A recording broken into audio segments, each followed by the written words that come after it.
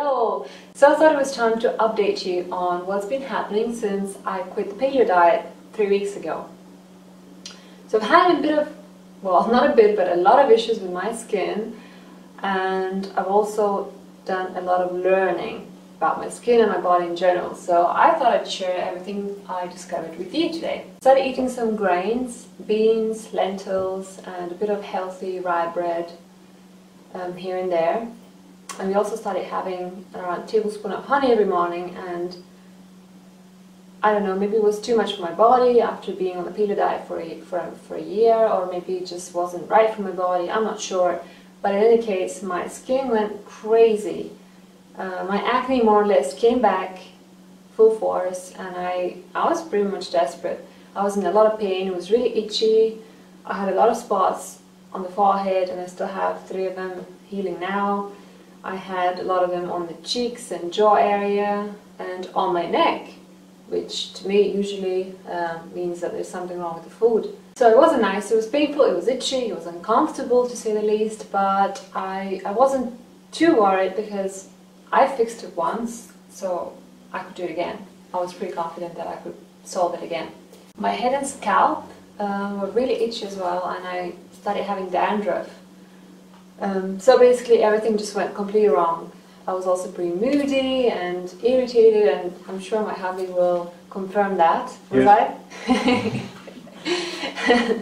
So it wasn't fun for me, but I took it as an experiment with myself, I guess, just a way to learn more and to help you guys, because you know, getting acne back and getting rid of it once again will give me so much more knowledge than just continuing being clear. So, well, yeah, so that's what's been happening. So I don't know what it was. Well, it was all the grains and beans and lentils, or if it was the honey, or if it was that one ice cream and the cookies I had, you know, around a week ago. I'm not sure. But in any case, I've cut all of those out of my diet again, and my acne miraculously cleared within around 5 days. So I'm really happy now. I just have a few red marks or scars that need to be cured or healed, but my skin is more or less back to normal, and I'm really happy about that. So this whole experience in the last 3 weeks taught me one important thing, and it's priceless to me. It was totally worth going through it. It kind of dawned on me why a lot of people fail with the oil cleansing method.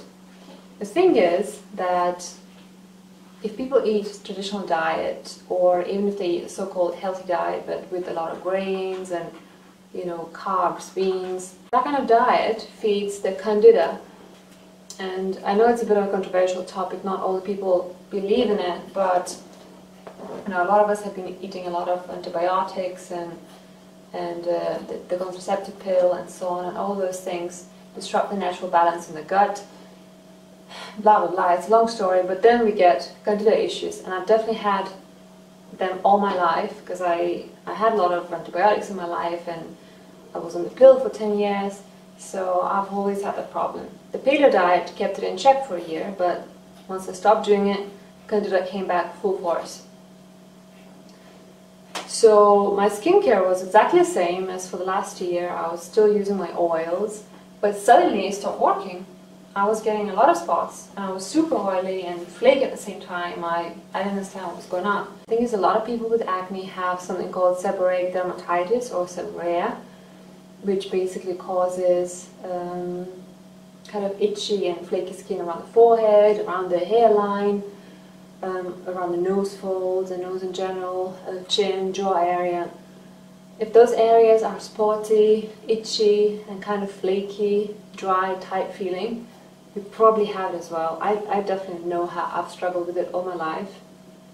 I was diagnosed when I was 16, so no, it's always been my problem. If you also have itchy scalp and hair loss, dandruff, then it's definitely something that you're going through as well. And basically what happens when you use oil and you have this issue is that the oils might feed the fungus on your skin, and it will just get worse.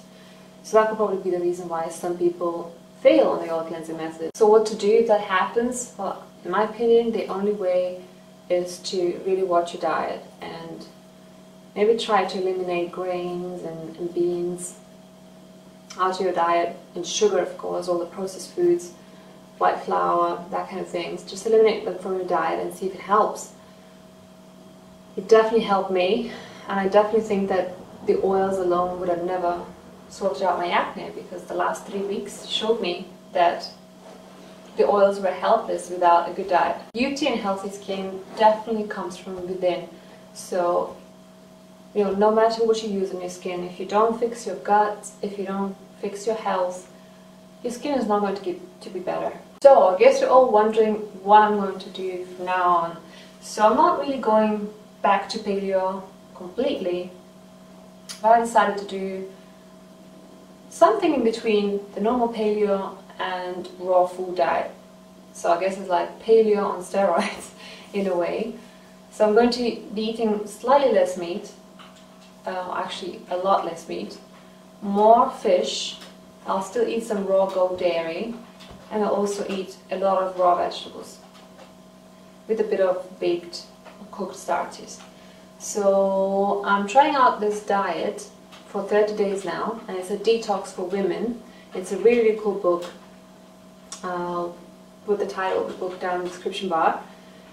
I read it a few days ago and I really liked it. I think it was really smart. This detox is kind of like paleo, because it doesn't really allow eating beans or legumes, but it does involve some grains, which are actually not really grains, they're pseudo grains, like millet, quinoa and buckwheat, so those are allowed. And then there's a lot of green juicing and lots of raw vegetables, so I think it's great. And I don't know if I'm going to do that for, you know, my whole life, but I definitely want to try it for 30 days. So there are 5 things that I really like about this detox program. The number one thing is that it involves a lot of juicing. Green juicing and vegetable juicing, which is something I love, because I'm not a big fan of fruit juicing because of the, you know, excess sugar you get from fruit juices, but green juices are awesome, and I've been really, really liking them in the morning for breakfast. Then I also love that this program involves just 2 big meals a day, which is great for me. I don't like eating too often. I like keeping my digestive tract empty throughout the day so it can rest and cleanse itself before the next meal. I also love the fact that during the day just eat raw vegetables and juices and very light things, so you don't get that afternoon energy dip, and you feel light, you feel full of energy, you can work. So that's brilliant for me. And then the biggest meal of the day, you know, heavier things like cheese, meat, that's in the evening. So that works perfectly for me and my body. I also absolutely loved how she explained about the slow exit foods and the quick exit foods. I always felt that instinctively, but I didn't really know the difference for sure. So basically the quick exit foods are foods like vegetables, fruit, fish, dairy, goat dairy, you know, those kind of things, and also starches, healthy starches like sweet potatoes, beetroot, carrots. And then there are slow exit foods, which basically take a very long time to exit your digestive system and be digested. And those are red meats, processed foods, you know, sugary foods and things like that. It's better to avoid them because they tax your system a lot. And then there are also slow exit food combinations, which, you know, combining food properly is a very important thing. And I've always known, for example, that it's not good to eat meat or fish with starches in the same meals, but I was always too lazy and I always combined them. But this book explained perfectly why it's not a good idea to mix them.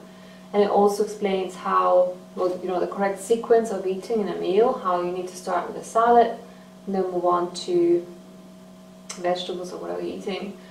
And only then you need to move on to your fish, meat, you know, that kind of things. So I think it's awesome, and I can't wait to see the results.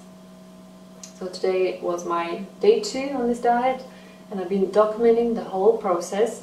So I'll be posting videos of every single day just to show you what I've eaten, what my face looked like, what I felt like during the day. So I hope you'll be interested in that. and I hope it will help you if you are thinking of doing something similar for 30 days. You know, it's not forever. I don't know if I'm going to do that forever, but it's definitely a nice thing to try. And I've always wanted to try more raw food in my diet, but I didn't know how to do that really. So this diet is giving me lots of ideas, lots of new recipes. So I'm really excited and I'm loving it so far.